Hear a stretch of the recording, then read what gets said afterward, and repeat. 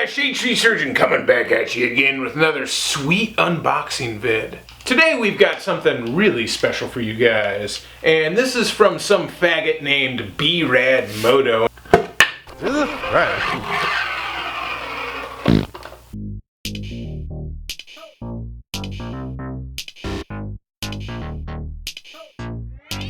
The garage build series is finally complete. Great job. Alright guys, in all seriousness, we're coming back with something that we haven't done in quite a while on the Shadetree Surgeon channel. If you guys have been watching for a while, you'll remember something that was called Project Needle. In fact, I still get somebody asking about it every once in a while, asking when's another vid coming out on it. Well, today's the vid, and it might actually be the last vid. And if you're wondering what the hell Project Needle is, if you couldn't tell from the intro, you can't really see it, but it's Jessica's KX. It's not quite tall enough to be in the frame. When we started out with Project Needle, the idea was to build a woods-capable dirt bike for a short rider. Jessica's only about 5'2". Most of the bikes out there that have a seat height that would be usable for her are nothing but play bikes. Bikes like the CRF 150L or the TTR 230. Those are bikes that are low enough for her to ride comfortably, but have suspension that's nothing but tubes with grease in them, underpowered engines, and you know, they weigh more than my KTM 300. All in all, not the best package when you're trying to go fast in the woods and inspire confidence in a rider. So we decided to build our own, and I thought the perfect platform for that was Kawasaki's KX100. It's light, it's powerful, it's got great suspension, and all in all, with the right modifications, it can go from a young kid's MX bike to a capable woods bike for a short rider. Now, if you're wondering why you haven't seen vids on the KX100 woods build lately, there's a couple different reasons for that. One of them being Jessica just hasn't been riding dirt bikes very much anymore. Her job was just taking up a whole lot of her time. It was just sucking her will to do anything, and so she just wasn't getting out into the woods to ride her bike very much. It was really pretty sad. But if you've been keeping up with my videos, you'll know that Jessica's shitty job is a thing of the past. So she has been coming out with me to the woods again, which makes me very, very happy. And the second reason you really haven't seen any more Project Needle vids is that we're pretty much done with it. I've added more stuff since the last videos I did on the bike, but honestly, I didn't think any of the stuff I did to it really warranted its own video. They're really minor things, and I don't know, I didn't feel like I could make a whole video just putting shift levers on, you know? But now that I have several more parts on the bike, what I can do is go over what we've done to the bike already, what we've done to the bike since you guys last saw a video on it, what works, what doesn't, and where we're going next. Since we last made a video on it, one of Triumph Chick's favorite modifications we've made to the bike has been the addition of Stag pegs. If you guys aren't sure what Stag pegs are, they're basically a metal bracket that attaches to your frame that has what look like hockey pucks screwed to it. They don't look like they do much, but I absolutely swear by them, and so does Jessica. They're definitely a love it or hate it item. Some guys don't like them at all. In fact, a guy here on YouTube who I really respect, Kyle with the Dirt Bike channel, absolutely fucking hates the things. So I'm by no means saying that these things are going to solve all your problems, but they've solved a lot of mine and they've solved a lot of Jessica's. Essentially what they do is when you're going through fast sandy sections or whoop sections or anything like that is you stand up and lean back, and those pucks actually grab your boots and kind of lock you in place. And it just really, it feels like your feet are just attached to the bike with magnets. It provides a really solid feeling, it's super confidence inspiring, and it really helps with arm pump a lot. I'll tell you, both Jessica and myself personally could never go back. Another addition to the bike that's really helped out Jessica a lot is the addition of a hammerhead shifter and hammerhead brake lever. Now, plenty of companies all the way from made here in America to cheap shit made in China make anodized aluminum shift levers for KX100s and other motorcycles. What makes hammerhead stand apart is that their stuff is made for people with big feet. Jessica might only be 5'2", but she's got feet like a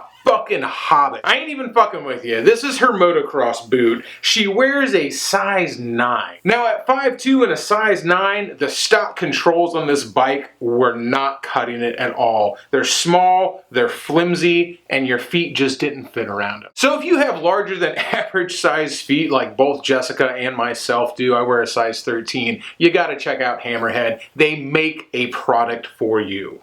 Another thing we've done to the bike, which is something you might not think of, but definitely necessary on a woods bike, is add a kickstand. You know, you never think you need a kickstand till you do need a kickstand. And when you're riding in the woods, you need a kickstand all the time. Luckily, ProMoto Billet makes a really nice kickstand for the KX100. As you'll see in the video, I had to modify the Stag peg a little bit in order to get the kickstand to fit, but Jessica's put plenty of hours on the bike since I did the modification, and it hasn't seemed to affect it at all. The kickstand works like a charm. It's super high quality, it's great build. When it goes up, it stays up. Ain't nothing getting that thing to go down. Overall, couldn't recommend the thing more. It's worked absolutely flawlessly.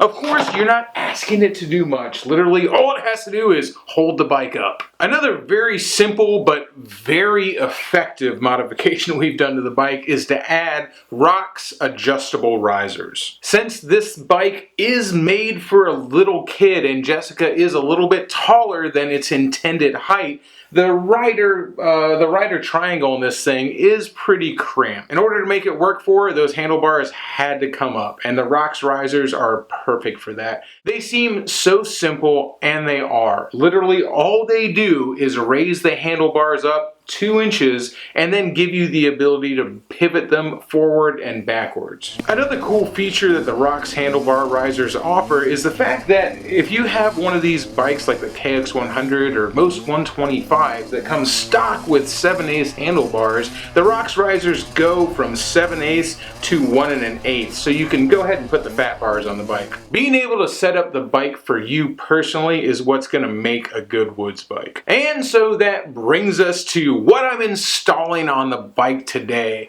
And to go along with those Hammerhead shift lever and brake lever that I put on the bike, the stock pegs on this thing are just really narrow, really chintzy crap. They don't offer much support, they hurt your feet, and Jessica's constantly complaining about her feet slipping off of them. They're motocross pegs on a KX100. You can't expect that much of them. So part of turning this into a woods bike is putting pegs on it that makes sense for the woods. So once again, we've gone with ProMoto Billet because they're Evo Air foot pegs I have on my XCW 300, and those things have been great for me. So we're going to go ahead and put them on the KX100 as well. As you can see, these ProMoto Billet Evo Airs are miles bigger than the stock foot pegs, and not only are they miles bigger, but they come with multiple size cleats to put in.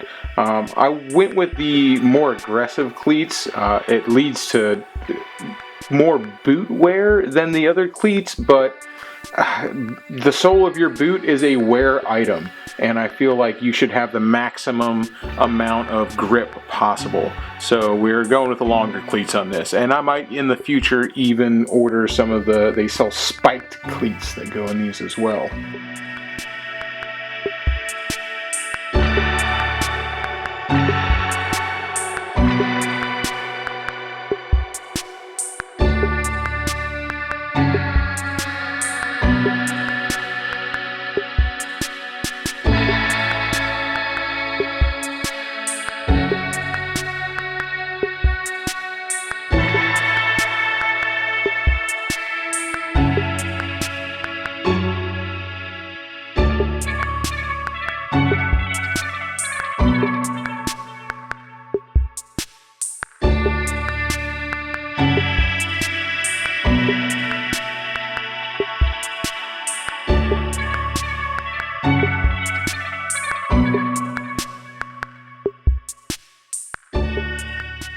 Like I said earlier, this might actually be the last video you see on Project Needle because it's basically done. At this point, we're going to get the suspension set up for Woods and Jessica's weight, and we're not doing anything else to the bike. Like, that's it. Feels a little weird to me just to end Project Needle, but What else are you going to do to the bike? We had talked about maybe getting some head work done or a little bit of porting to make a little more power down low, but honestly, I don't know if I want to invest that much into this little bike. The bike's set up pretty good. Jessica likes it. It's been doing a great job in the woods. I think the suspension is probably going to be the biggest last thing we do to this motorcycle.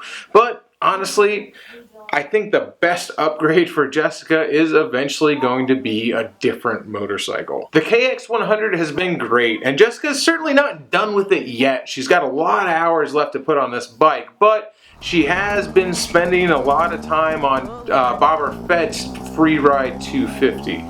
The Freeride 250 is sort of like a 3/4 size dirt bike. It's got a really low seat height, they're very light, and Jessica really likes it a lot. You get all the benefits of a full frame motorcycle with all the light weight of something like a KX100, although it is a little more than the KX. And even then, we're not talking about getting her a free ride. The one we're looking at for Jessica to eventually upgrade to is the Beta Cross Trainer. It's a 300cc dirt bike that's made along the same lines as the free ride. It's super lightweight, it's got a very low seat height, and like I said, you get all the benefits of a full-size bike. But don't worry, the KX100 ain't going anywhere. We still got plenty of videos left to make on that little screamer.